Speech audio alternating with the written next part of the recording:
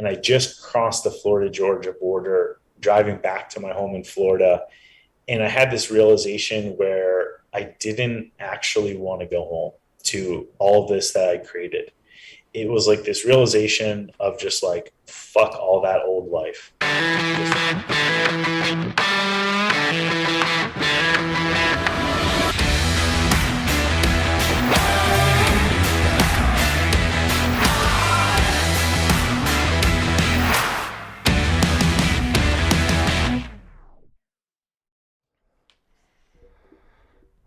Hello and welcome to the Building Men podcast. Building Men, become the strongest version of yourself mentally, spiritually, emotionally, and physically. We just had a fucking shit show in the studio, brother.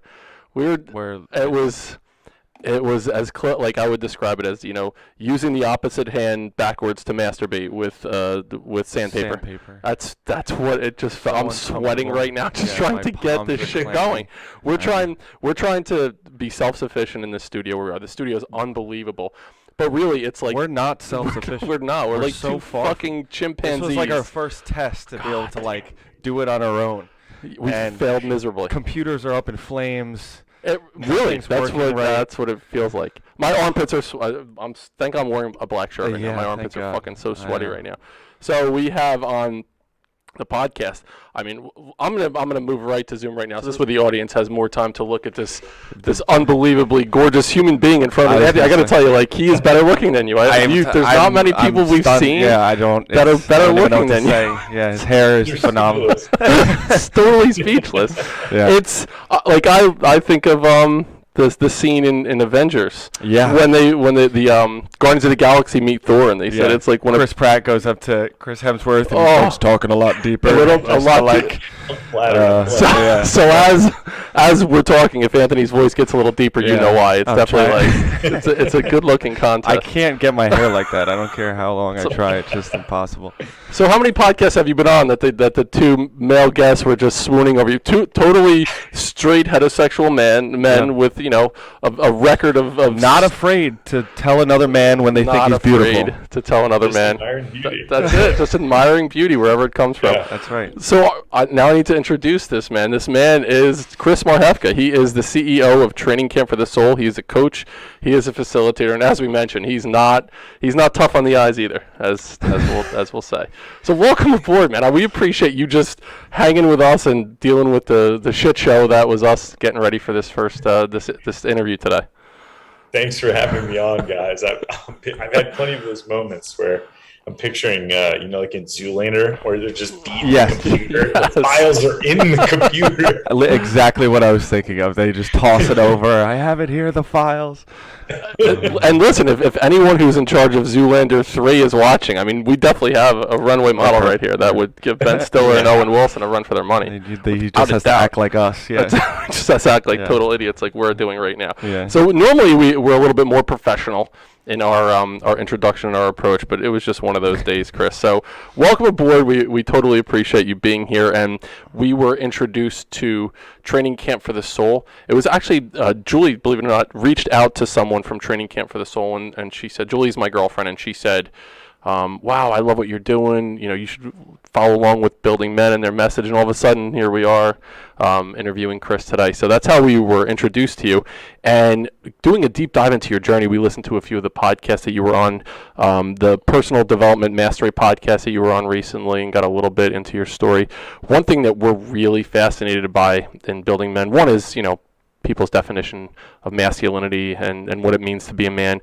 But even deeper, when people go through that spot in their life where they feel like they're not their authentic selves, or they're in a really challenging situation, they have to persevere. And your story really resonated with me because I was in a spot where I was looking at myself in the mirror a couple years ago, and I didn't like who I saw, and it just wasn't authentic to me. So Chris, I'd love for you to start telling your story. How did you get to that point, to when you were 32 years old and you were like, I don't fucking know who this guy is in front of me? Lead us up to how did you get to that point where you looked in the mirror and you didn't recognize the man you saw? Yeah, up until that point, I had followed all the rules that were presented to me of what you should do for a good life. Did the whole do good in school thing, did good in sports, that led to doing good in the business world. I got really, really good at being achievement oriented. I would set goals, put my head down, I would hit those goals. And up until that point, all those goals were from my mind, from what someone else told me I should do. And I had been doing it every year, every single year. And I was sitting down to on my birthday in December, and I was doing goals for the next year. And I'm like, I've done all of these things. I'm sitting here, I've checked all the boxes. I had success in this business world. I have the money, the house, the wife. I've got the businesses, the community, the friends. And yet I don't feel like every year we go through the same fucking process, and I don't feel any better about my life. I just keep more. Okay, so what's next this year? Okay, the number's bigger. And I just remember thinking there's got to be something more than just adding another zero or accumulating more things. And even though I had that realization, my journey, I don't know, say my journey didn't start there, but I still went through a process of what I call self-sabotage, where I didn't have the answer of what was more. So I just started like unconsciously breaking the shit that, and we're good to curse on here, right? Oh yeah. I've cursed like at least 13 times. Shit, piss, cock, yeah, whatever you want to say. I'm just celebrating. I started breaking the shit of my life because it was like, okay, I've done all these things that everyone said I should do. And I don't have true joy and happiness in my life. I don't have fulfillment. I don't feel connected in my relationships. I still don't trust other people. I don't trust my employees. I don't trust my wife. And like that sucked to admit. And at the time, I was always looking outwards. I was looking, okay, what can I do outside of myself? What can I get outside of myself that will solve this?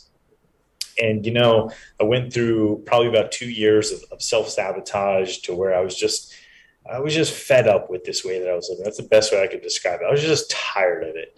And my body was beat down from beating it up. My mind was just tired from just pushing. And I was just tired. And I was coming back from a trip. This is when it really happened for me. I was coming back from a trip and with my wife at the time, and I was driving the RV, and I just crossed the Florida-Georgia border, driving back to my home in Florida. And I had this realization where I didn't actually want to go home to all this that I created. It was like this realization of just like, fuck all that old life. Just fuck it. Like, I don't know what the answer is, but what I have been doing is not working for me. And I broke down, I pulled over, broke down in tears. And to that point, that was probably only like the second or third time in my adult life I had cried, and probably the first time in front of another person, just my wife. And I was just like, I don't know what it is, but like I've been going down this road of what I've been told is the thing. And I have all this shame and guilt that I have all the things, but I'm not happy with it. So what the fuck is wrong with me? And that was the question at the time, is like, what the fuck is wrong with me? I have all these things. I should be happy, and I'm not. And that led me to meeting a few people synchronistically. Anat Perry was one of them, who I know you guys will have on the show. And I ended up doing her program. It was just her at the time, called Training Camp for the Soul. And it blasted me wide open. It essentially flipped the script from looking outside of myself to looking inside myself. Something I hadn't really done in my whole life. And I had done a shitload of personal development. I'd done a shitload of learning. I'll put it that way. I read all the books on being a better leader, better communicator, better thing. And I was like doing all these, but they were all outside of myself. And then I started looking inward. When I started looking inward, I started discovering like very clearly, like, oh, I was just following this script that I was given. I was just doing it really well. And then in this process, in this program, I just started learning how to systematically remove the lines of script that I didn't like and put in the ones that I did like. And that was really the start of my deep journey. But I've been on the learning path for my whole life. And that's what I think resonates with a lot of people in my story, is that I was always growth oriented. I was always getting better. I was always like doing the training program and getting stronger. I was always doing business things that get your business better. I was setting plans, doing annual planning. I was doing the goal setting. I was doing those things. And it was just what I was directing it towards wasn't from my heart. It wasn't from what I truly desired. It was just from, I guess this is what I should be doing. And yeah, that's how I got to where I am today.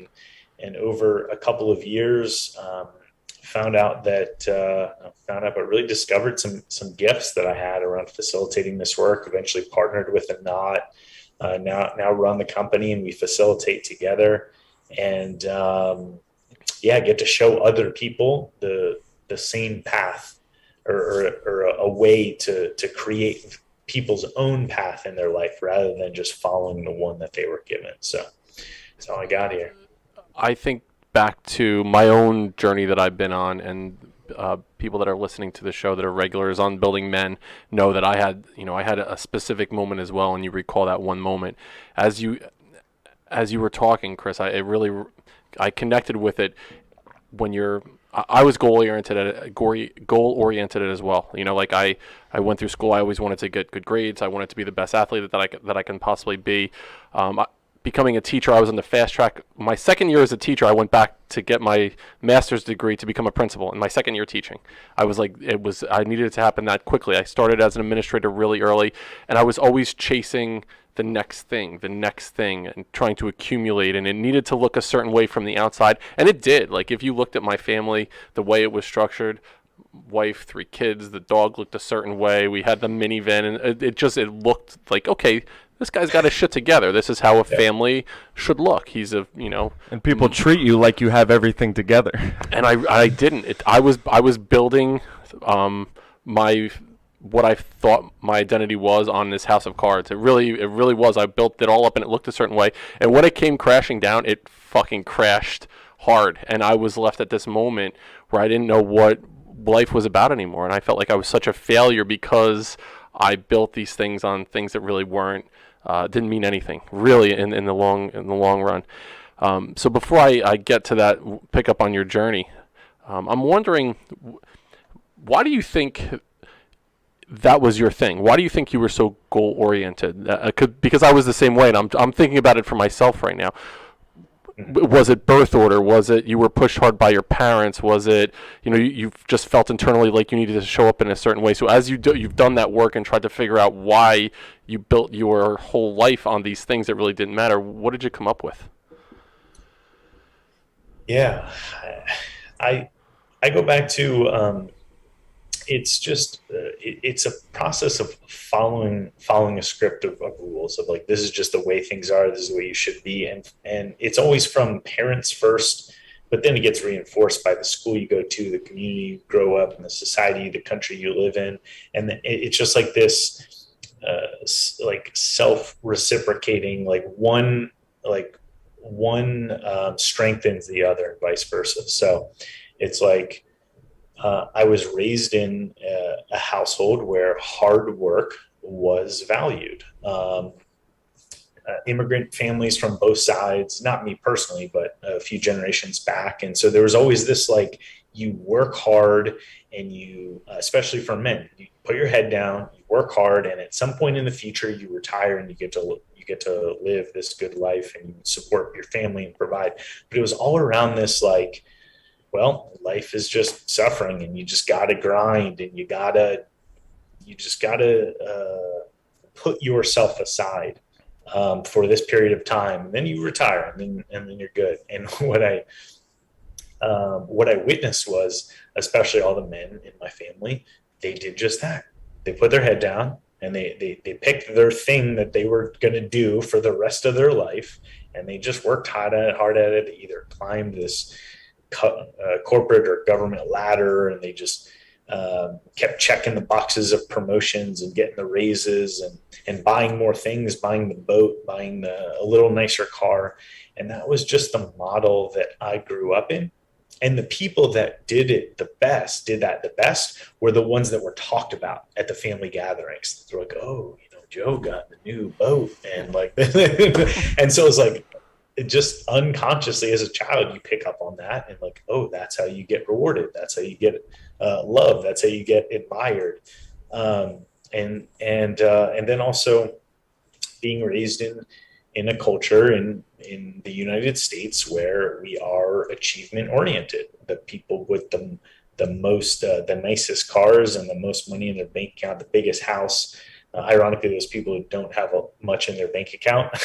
Side note, I did financial planning for a few months, and it was so ridiculous to see the people with the biggest houses and the fanciest cars have the most debt and be the most in fear around money, which that's a little side note. But and it's honestly a trap. And no matter how well my family, my dad did better at work and we got nicer things, but there was always fear around money, and there was always like never enough. There was never like, okay, now we just got to go get more and more and more. And that's just the country that we live in really praises that. They praise this achievement.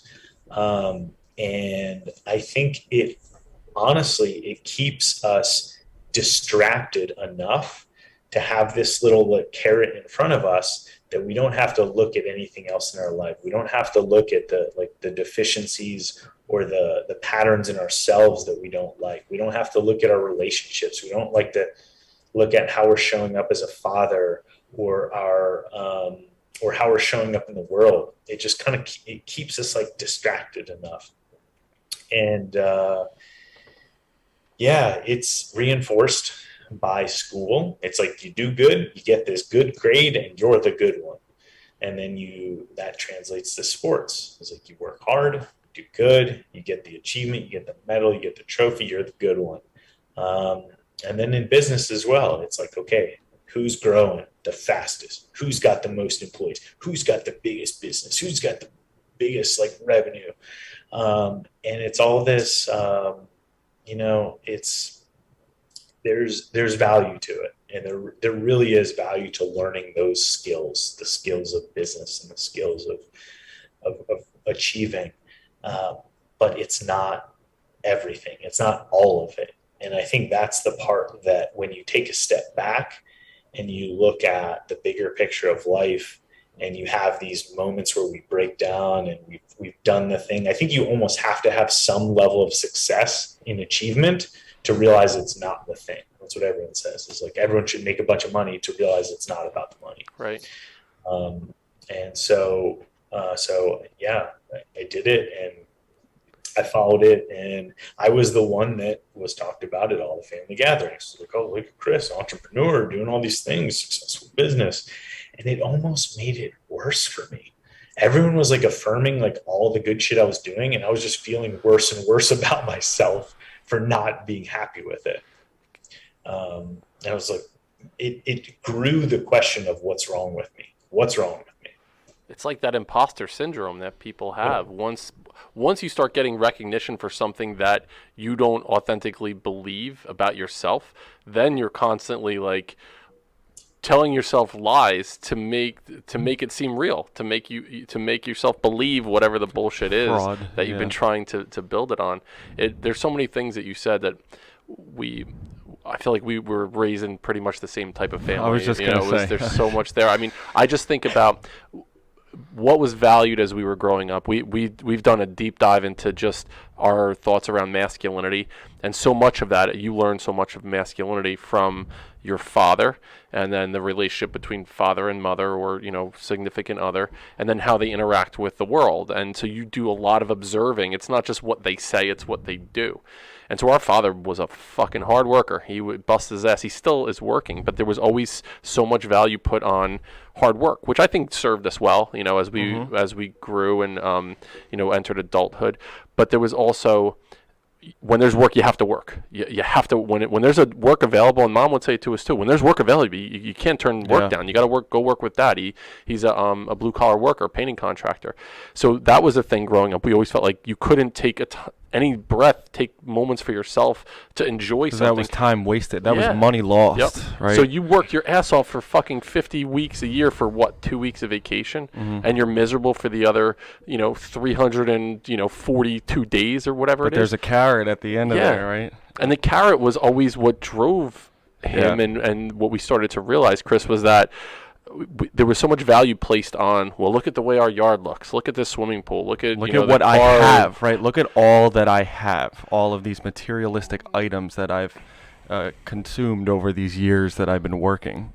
And then it was, you can do this too. If you take over the family business, you can have what I have. You can make this amount of money. And neither one of us went down. I mean, we still, every once in a while, our dad will be like, hey, I need you guys to help me paint this. I'm like, all right, we'll fucking hang around and do it or whatever. Yeah. But neither one of us went down that track. And he didn't like it. I know he didn't want us to do that. But so I know for me, I went down the track of what you did in that, like, I need to, the next thing.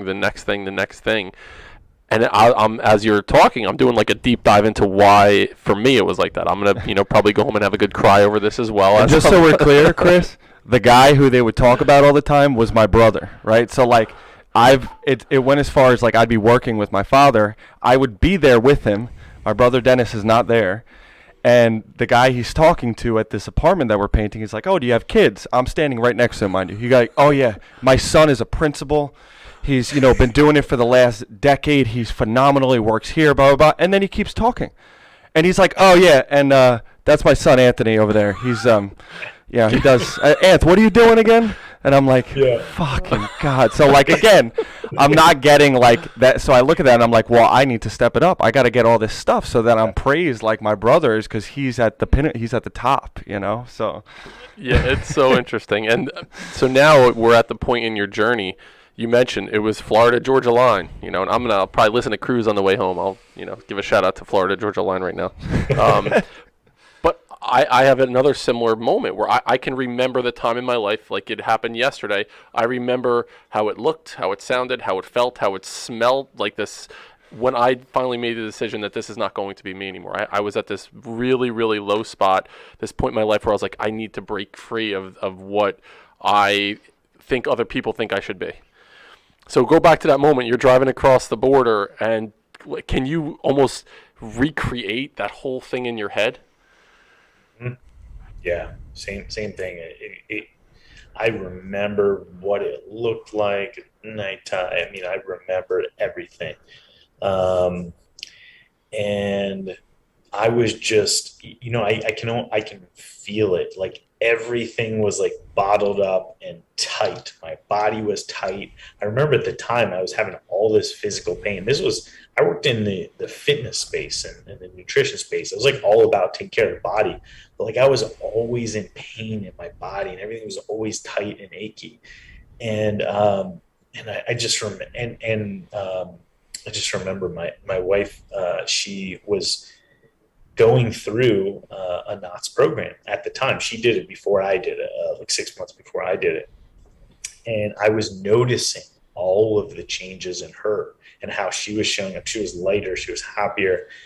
And she asked me, she had just had awareness of what was happening. She's like, what? Like, what's up? Like, what's going on? And this is not just being silent. I'm in my head, just processing all this shit. Like, what's going on? And then she asked me, and that's when the answer came out. Is like, I don't actually want to go home. I just want to turn around and go anywhere but there.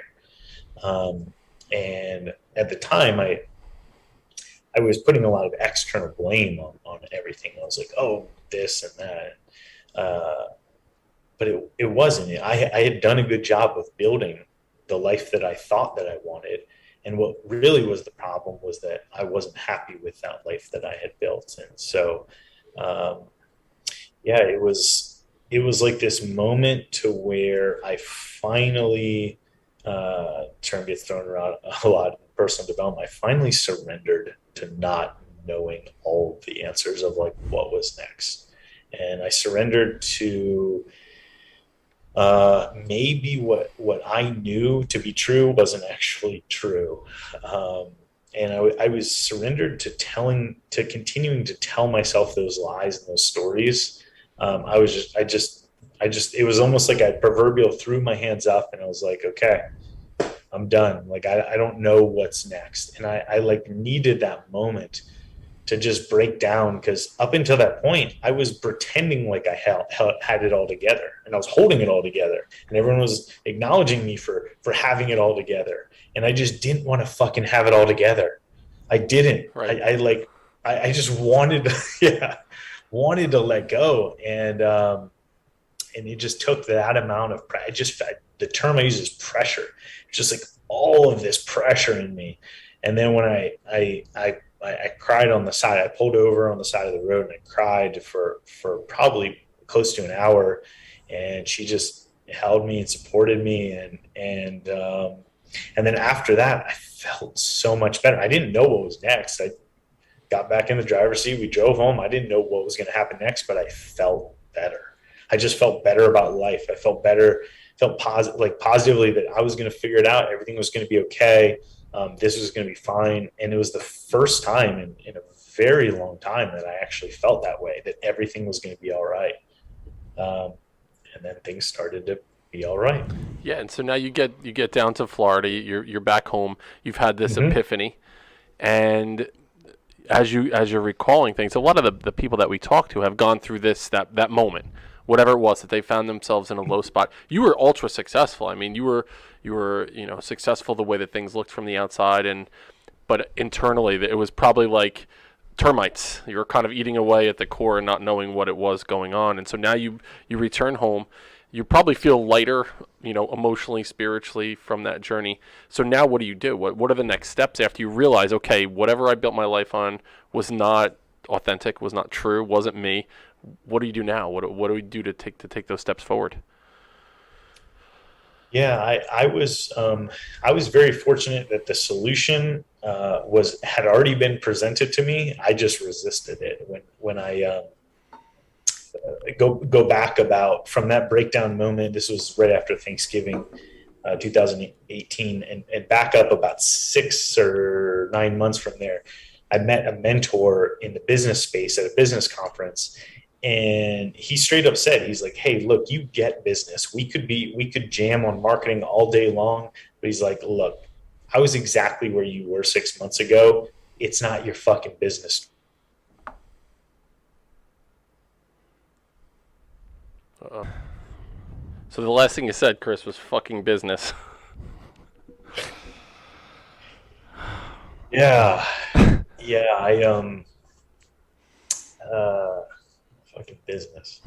Yeah, right. Fucking business. Well, you're basically you met with the marketing guy, and he was telling you about. Yeah. We were at this business conference, and he had this different energy than everyone else that was there, and everyone was talking strategy, and you do this, and everyone was at this conference was scaling 7 and 8 figure businesses, and it was like all this like strategy talk. This is the tool. This is the new thing.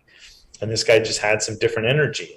And I was like, hey, like, I just connected. There was something about him that I wanted to talk to him. And he's like, look, we can talk business all day long. He's like, you clearly get it.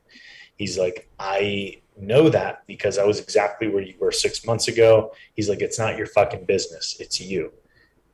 And I was like, oh. Yeah. And I didn't want to hear that. Right. And he's like, yeah, do whatever you want on the strategy side. Like, yeah, go take home all this stuff, do it. But my advice to you is go do this program that I just did. He had just done it about 4 or 6 months ago. He's like, go do training camp for the soul and see what happens.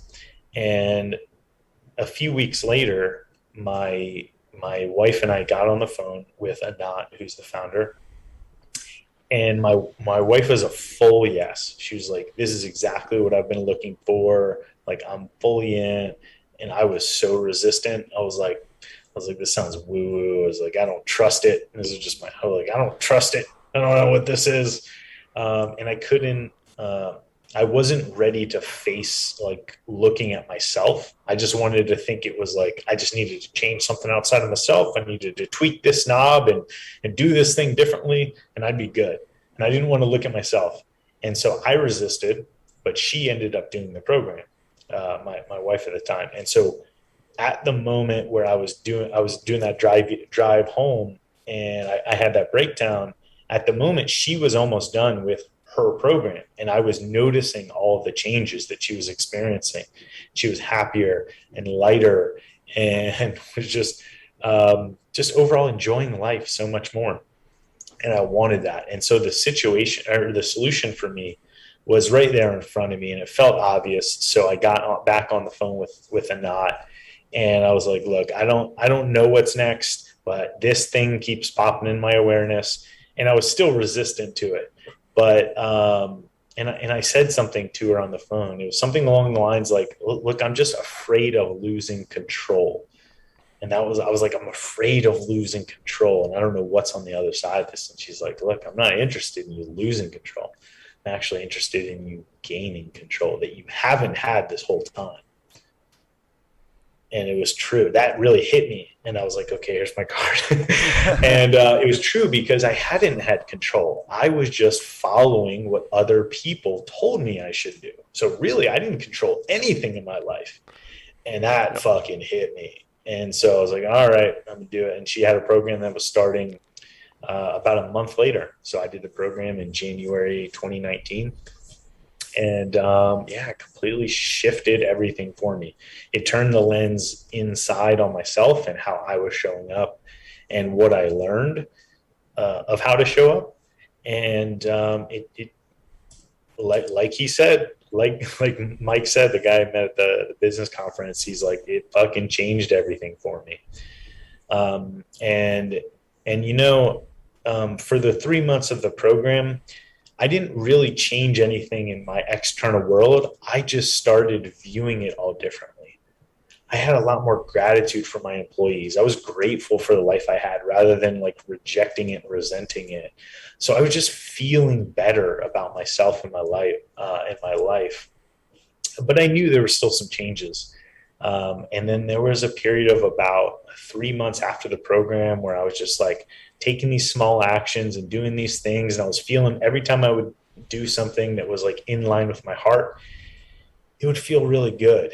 And then I looked around at like 6 months later, at around like June 2019, I looked around at my life and it was completely fucking different. And I'm like, whoa. I was like, I literally did the transformation thing and I didn't even know I was doing it. And it was at that moment where I realized, I was like, oh, I really can have anything I want, create anything I want, live the life that I want. It was just me that was in the way of doing it. And once I got out of the way, there was this beautiful period where I just started creating. I was like, this is what I want. And I just it would happen. And and then I kept going. Everything came together at the right time. I made the decision to leave on a road trip right after that program ended. It was in that program that I decided, look, I'm just going to do it. I'd been planning this cross-country road trip with my wife. We'd been talking about it for years. We had an RV. We were talking about doing it, but it was like, oh, but the business, we'll just do it next year after we're in a better place next year. And during this program, I was just like, hey, I'm not going to put off life anymore. I'm going to do this thing, and like whatever happens, happens. And I left, and there was lots of rocky times, and the businesses didn't do as well on paper, but I was so fucking happy, and everything felt light and free. And it was. It ended up being, and we can talk about this too, but during that time when we were in the RV, I was changing, my wife is changing, and all of our shit was starting to come up. We spent 9 years in relationship together, not addressing ourselves and what was really happening. And all of a sudden, both of us were addressing it. And so like our shit as a couple from 9 years just started bubbling to the surface. And then that was what I really had to deal with when we were in this RV trip, and we were working through it together. And we ended up separating as a result of that. We just realized that like, hey, we're different people now. The foundation of our relationship was when she was 20 and I was 22, and it was like, we're very different people. And so we ended up separating and later divorcing. But yeah, it was such a chaotic time, but also there was so much like joy in that chaos, because every time I did something that was chaotic and it like felt like it was burning something down, I would look back after a few months and everything would be way better. I was like, thank God I made that decision, even though it sucked at the time. And there was a lot of pain, discomfort associated with it. It was like, whoa, it really was the right decision. And every time I made one of those decisions, it looked that way every time. So it just gave me more confidence and more courage to take those difficult decisions. It's almost like the phoenix, like a phoenix rising from the ashes. It burns down and then it comes back in a stronger capacity. Anthony and I were talking, whatever it was last week. We were in the studio together, and being in here under the lights, we just had one of those moments. It was like we were like giddy laughing, just fucking around as brothers in the studio. But we said, can you believe that this is our life right now?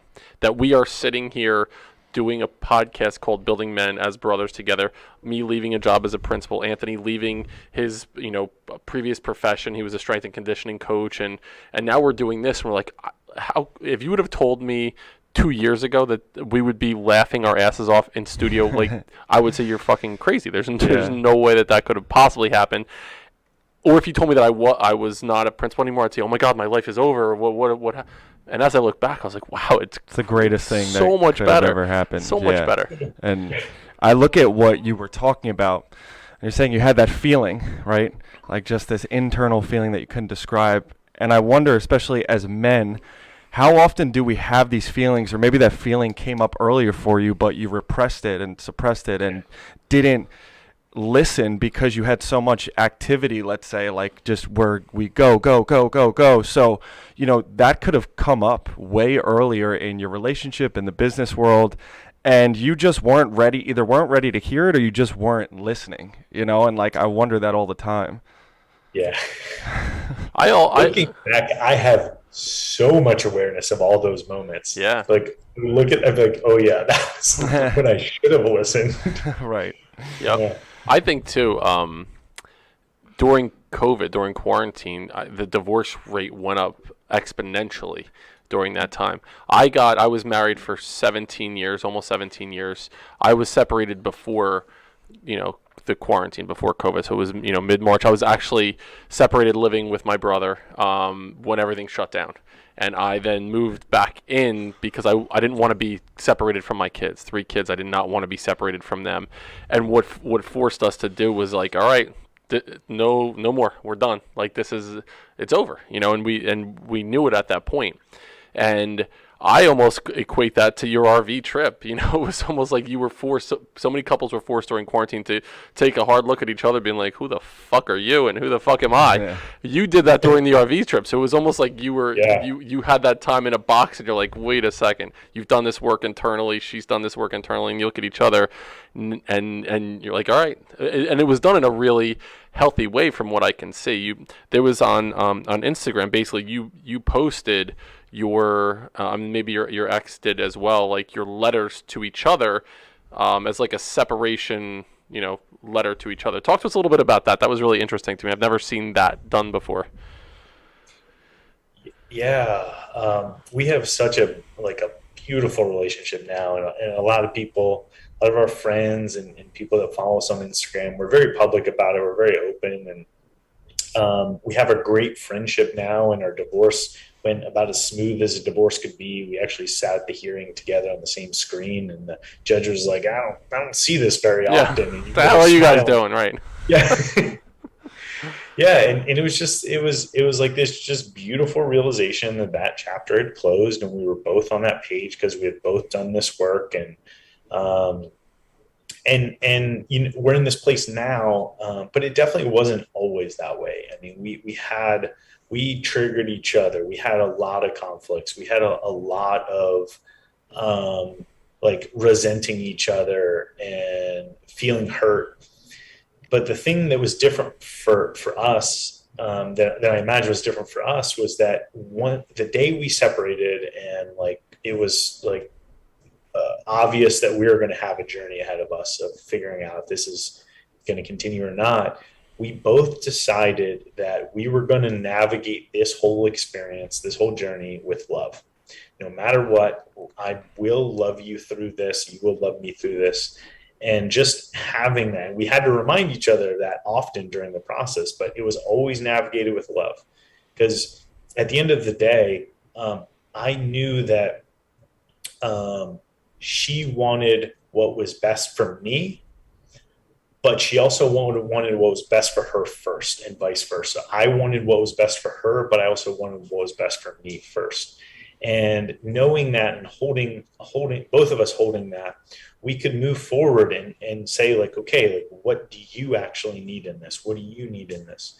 And as we navigated with this process with love, it was just really clear that we could love each other as people and just change the dynamics of our relationship. And there was definitely a period of time where it was already clear that we weren't great. We weren't going to be romantic partners, life partners, husband and wife, but we still really loved each other. And that was a confusing time for both of us because we're like, should we get back together? Like, should we do this thing again? And we like had those conversations, but it just kept coming up that like, no, like that can be it. Like I can just love you and we can have a friendship and we can create whatever the relationship is together. And then we can also choose to go our separate ways and have other relationships with the people that are a better fit for that. It was confusing for both of us, and it was a challenging time. And a lot of people only see the result now. That we share openly. We shared those letters on the morning of our divorce. It feels good to be quote unquote on the other side of it. Right. But the process wasn't like sunshine and rainbows at all. It's interesting in this space. As you look at, there's a lot of pages out there around, being a good husband, being a good father, around masculinity. And there's this narrative out there that if a marriage breaks down, it's the man's fault because you didn't do what you needed to do. You didn't show up in a specific way. You didn't court your wife like you did when you first married her. And there's a lot of shaming that happens. And as a person that went through a divorce, there was a time where I was like, maybe it was me. Maybe I didn't. And while I wasn't the best me that I could have been, I also know like it takes two to tango. There's definitely, shared responsibility. So for me, being able to let go of that burden, like it was my fault and I didn't live up to this certain thing, or even the House of Cards thing. In your script, getting a divorce in your script where things had to happen a certain way was probably not part of how the script would be written for you, because if at the family parties they're not going to say, hey, Chris really fucking killed it with his marriage, huh? Jesus, it's and once that happens and you're able to forgive and then understand that there's a lot of trauma associated with that. I hope men could rewrite that script in their heads when they go through a divorce and say, you know what, I can be even better than I was before. It's not this moment where I'm like a broken down man now. And I know for myself, I'm so much better than I was a year ago, 2 years ago, 3 years ago, because of that process that I went through. It was almost like the phoenix. Like that's how I almost feel that I went through. Like I needed to burn it down and then to rebuild from that spot. How do you go about working with men that are in that space? Obviously, with Building Men, we have a large audience of men that may or may not be going through challenging relationships as well. So if there is trauma associated with separation or divorce, how do you help men understand that or work through that process? Yeah. First off, you're absolutely right. That my script was you get married and you have babies and you stay married for life until you die. And I was the first one in, I don't know how many cousins I had, like 30, 40 cousins or something. They're all married and kids. And I was the first one to ever get divorced in my whole extended family on both sides. And so it was definitely not accepted and it was a failure. And so the first thing that I would say is I think as a culture, we really need to individually, really, we need to rewrite what failure actually means. And this was hard for me. And fortunately, I had some earlier quote unquote failures in life that I actually started to rewrite it earlier. But failure to me simply means that I took a shot at something and it didn't turn out the way that I imagined it would. And the alternative to that is not taking any shots. So what I learned about myself is that I would much rather take a shot at living the life that I dream of than staying in a relationship and not addressing things that are clearly there, not addressing how I feel, not addressing how she feels, or staying in a job that I hate, but I'm afraid to take a shot at what I really desire. And so taking shots at things that are in the unknown will end up with quote unquote failure. People view it as failure because they don't understand that on the other side of failure is growth and is improvement and is closer to what you actually want. And so I think it starts with just a lot of people that judge failure are people that aren't taking shots in their life. And they're unhappy with what they have, but they're afraid to take one step outside of their comfort zone because they may quote unquote fail. And the people that I see doing life really well, that I look at and I actually know personally, and they're truly happy and fulfilled and having everything they desire and working towards it, are constantly in every area of their life stretching themselves, knowing that when they stretch themselves, they're going to hit a new edge and it's going to be rocky for a little bit. They may contract back with a quote unquote failure, but on the other side of that, they're going to be better at that thing. And when I talk to them, when I look at their lives, they're never upset about their failures. There's just like a very nonchalant, like, cool, now I learned something and now I know something more. Now that as I navigate forward, I have much better experience for doing that again. And so I think that relationships can be put under that as well. And there's a lot of reasons why relationships should last for life. Like there's a lot of societal reasons why, especially if there's kids involved, especially if there's like possessions involved. It's a lot easier to have relationships last for life. But sometimes that's not the best thing for the two people involved. And so if you can navigate what is the best thing for the two people involved, still holding up your responsibilities of life and parenting and whatever needs to happen there. But if you can hold those and you get to create a new situation, it's not a failure, it's growth. It's just shifting the language to it. And so both myself and my ex-wife have way better lives than we did. And now people are starting to see that. And they're like, oh shit. People I know from our past life were judging what was happening. They just didn't understand. And honestly, there was times where I didn't understand either, but I was just really committed to following my heart. And so everyone sees, like, again, they see the end product and they're like, oh, so easy. And everyone you see that's successful, oh, it's so easy. But how many shots did they take that they failed at, that you didn't see, that you didn't experience, but they learned from it? And then the next shot they took was a better shot. I love what you said about doing life well. When you see people doing life well, and it's not associated with a number, it's not associated with a bank account. It's just that vibe that you get that people they're at peace with whatever's going on in their life. And I'm going to reframe the failure that was the start of today's episode with that shit show of the tech problems that we had, and that was an opportunity for growth for us. We figured some things out there. We definitely figured some things out there.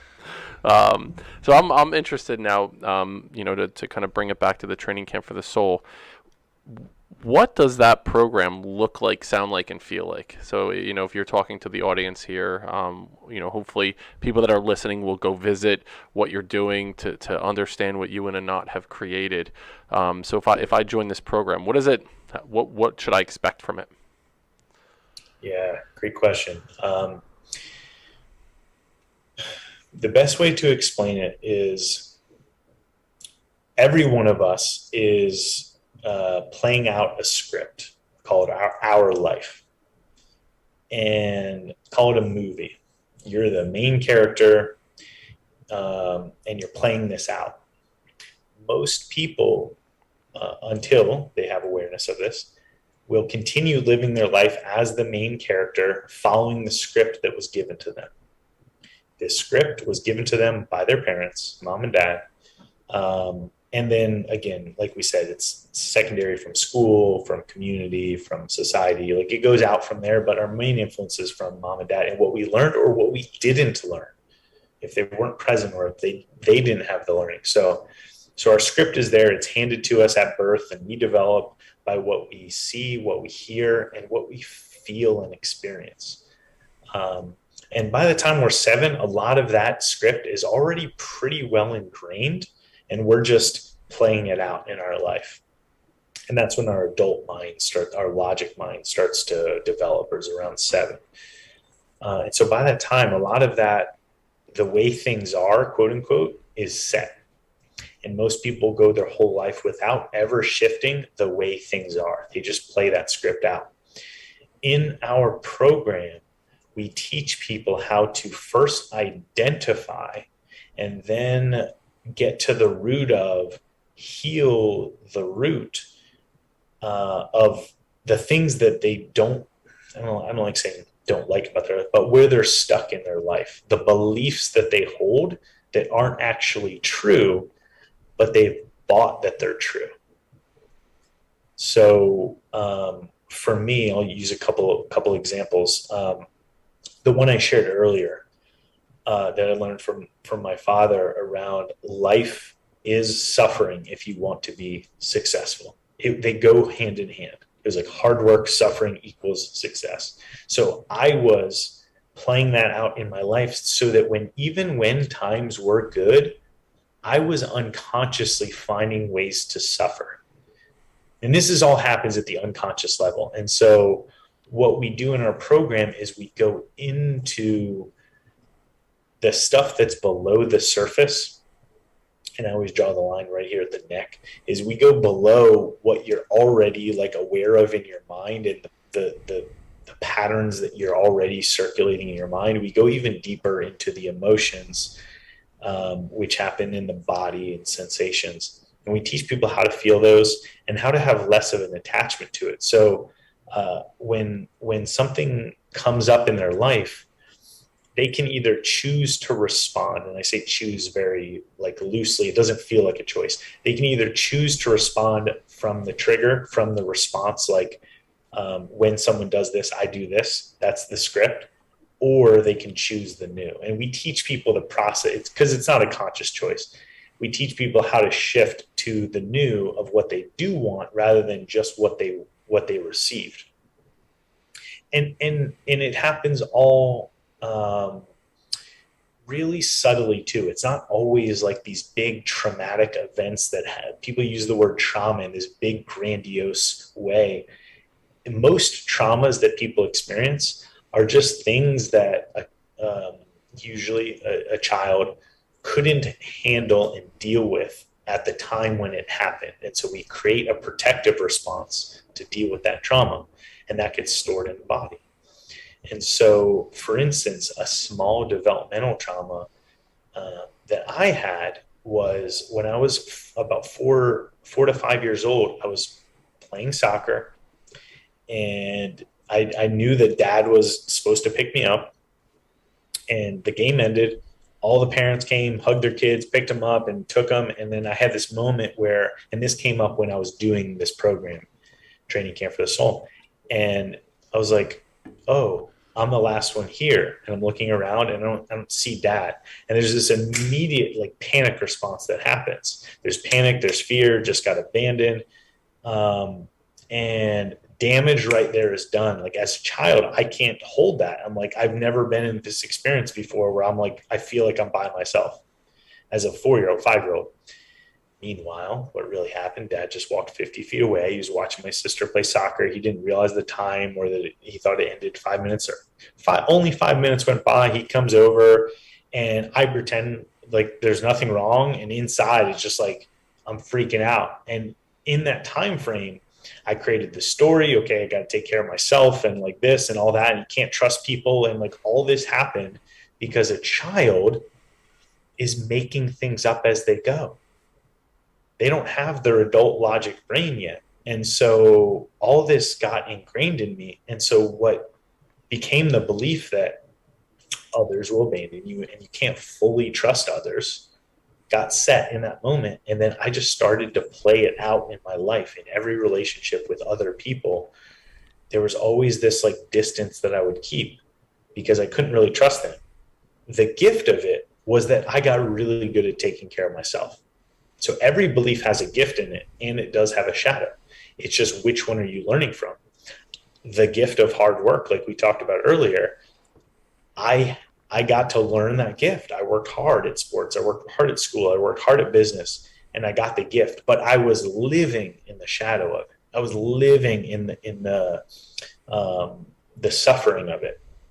And so for most people, once they do this inner healing work to unlearn these beliefs, they get to choose to still keep the gift side of it. Like I still know how to work hard, and I can turn that on anytime I want. And I still know how to take care of myself and be independent, and I can still live in the gift of that. But I can also trust other people. I can also like open up and feel safe to do that. And so that's just like a few examples for me. And so everyone has these core beliefs, and we help people get to the root of them, remove them, heal them at the level of the body, and then rewrite their story, and then teach them how to do that in a really systematic way so they can do it for themselves. So in their life, when something comes up, when they get emotionally triggered, when they just want to respond and snap back, they have a little bit of space to do something different. And that gives people control over their lives. And like Anat said to me on that call that I referenced a while back, is I didn't ever actually have control of my life. I was just doing what other people told me I should be doing. And I use the word should a lot. Should be doing this, should be doing that. And now I have control over my life. I can set direction for my life. And when someone is judging me for what I do, I know what I'm doing. It's from my heart. I know I can stand in that. And like their judgment doesn't affect me. It doesn't affect me what some people's opinion is of me on this topic or whatever. Yeah. Like I know where I'm coming from. And that's the greatest gift that I think anyone can have in their life, is knowing who they truly are. And the work that we do is like foundational work that helps people discover who they truly are. We do that through both in-person retreats and then also virtual programs as well. So people all over the world take our course and do our program. You were talking about your father and it was soccer you were at? Yes, yeah. I just did a deep dive right there as you're talking. It was, let me see if I could recall the date, pull out the date. It was probably in 1980. So I'm 44. I was 4 years old. Dad I was at Mayfield Nursery School in Old Bridge, New Jersey. Shout out to Mayfield if it's still around. It was Columbus Day, and Mayfield Nursery is closed. Nursery school is closed. He didn't ever take me to school ever. I guess he wasn't working that day, and sends me out of the work van, and I go to the door. He drives away, and there's no school. So now I'm a 4-year-old on, I'm in like an area now, like by Route 516, and I have to. I was like screaming, like he left me there, and there was no school, and there was no one there, and I'm running down the road, and finally someone like finds me, like, and helps get me to my father, who didn't pull all the way away. But there was that moment of like, I just got left here. And then as you're talking, every single sports practice that I went to that I would get dropped off at, soccer, football, I was uncomfortable until I saw his car pull up into the parking lot. I remember I wasn't fully present in the, like, I would half-ass, I would do whatever. And then once I saw him pull up, I'm like, oh, I could finally relax. I'm not going to be left here. I'm not going to be abandoned here. And this happened all the way through probably like 4th or 5th grade. And then, like, as I make it, like how I tracked it out through my whole life, there were so many issues that I had around abandonment in my life. Issues around, friends who I was really good friends with that either moved out of state. I had my best friend in high school was an alcoholic. He went to a rehab program, and he had to like distance himself from all friends that he had. My roommate in college, my first year in college, leaves in the middle of the semester and goes back home. There were all these things that like people left me, and I always internalize it. I'm right now I'm working through a therapy session. I was going to say that's $500 for the session. How much do I owe you for that, Chris? All I need is a fucking leather couch here. That would have been a big experience. Yeah, so that was quite a dissection. Yeah, for real. So, but I was going to ask the part where I have so much compassion and forgiveness for everyone is that we're all just playing out the beliefs that we had from childhood. And what the mind does is it seeks to reinforce and prove those beliefs to be true. So all those situations that happen in adulthood, we think that they're just these random things, but you're viewing from the lens of I will be abandoned. So you notice all the things that happen. You're like, yep, that's abandonment. Yep, getting abandoned there. Yep, everyone's going to leave me there. And so you're only seeing those. But when that lens of the belief shifts, you start seeing it a different way. You start seeing, oh, I can trust me. So it's like if I walk down the sidewalk thinking everyone's an asshole, I'm going to see all the ways people are acting like assholes. But if I walk down that same sidewalk, the exact same time, same people, and my belief is everyone is loving and kind, I'm going to see all the loving and kind acts that are happening everywhere. That is fucking powerful. You get to change your reality by how you show, how you are, who you are, and the lens at which you see the world through. It's the reticular activating system. Mark England talks about all the time. It's one of those things that if I am thinking about a black, pickup truck, I'm going to see black pickup trucks everywhere. If I'm thinking about problems in my life, I'm going to see those problems in my life. So why not flip the script like you had just mentioned? Think about the positive things. Think about those silver linings and how those silver linings can work for you instead of working to detract. It's really important work that you're doing, Chris. I feel like we just scratched the surface here with this conversation that we're having. Where do you do the retreats, like the ones that you do in person? Where are those at? Yeah, so we currently host them in Estes Park, Colorado, up in the beautiful Rocky Mountains. We have a retreat center up there, and our next retreat is in October. It's the end of October, 27th. Okay, awesome. And so when this episode airs, you'll still have time to register for the Training Camp for Souls retreat, and also an online program you have coming up as well. Yeah, absolutely. Our next online program starts the first week of September. So people still have, by the time this episode comes out, I think a couple weeks. And then the next retreat, end of October. So they'll have opportunities to do both of them. Awesome. So how can we find Training Camp for the Souls? Let us know where Building Men audience can reach you, Chris.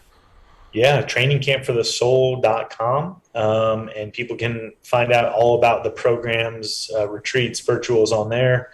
We also have a bunch of free resources, like free downloads on like breath work, how to get more freedom in your life, some practices that are really useful, some morning practices.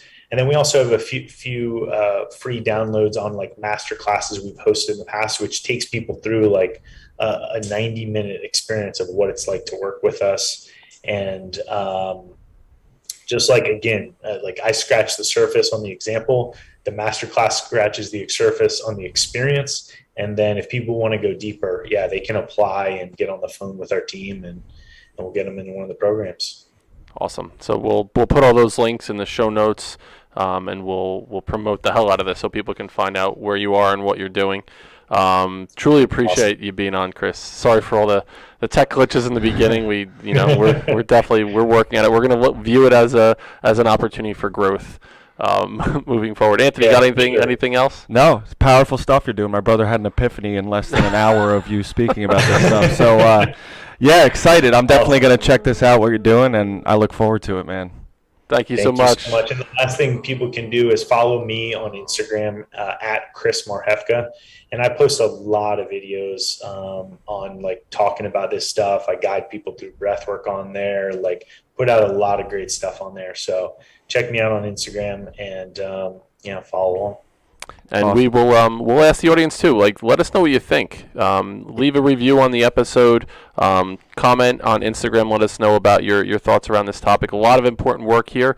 Chris Marhefka, thank you so much. We will we'll definitely be investigating more about Training Camp for the Soul. And we have a Not Perry coming up on the next episode of Building Men. So we'll go even deeper on this journey with Training Camp for the Souls. Go a step further than you thought you can go. Thanks for listening, everyone, and we will see you next time on Building Men.